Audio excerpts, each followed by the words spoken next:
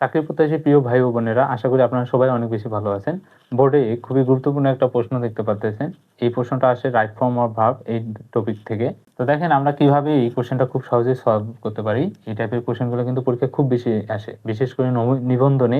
প্রত্যেক বছর আপনি মানে যদি নিবন্ধনের কোশ্চেনগুলো একটু অ্যানালাইসিস করেন, দেখবেন যে অনেক বেশি মানে এই টাইপ থেকে আর কি খুব বেশি প্রশ্ন কমন আসে।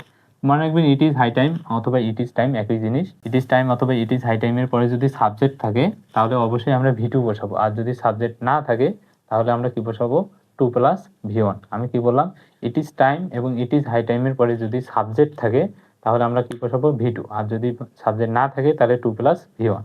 তাহলে দেখেন তো কি আছে, সাবজেক্ট আছে, তাহলে সাবজেক্ট থাকলে আমরা V2 বসাবো। তাহলে এটা V1 কাটা, এটা কেন দিলেন, এটা কেন দিলেন, তাহলে অটো কি অ্যান্সার বি নাম্বার। দেখছেন খুব সহজে কিন্তু অ্যান্সার হয়ে গেছে। আশা করি আপনারা ক্লাসটা অনেক বেশি এনজয় করছেন। ধন্যবাদ সবাইকে।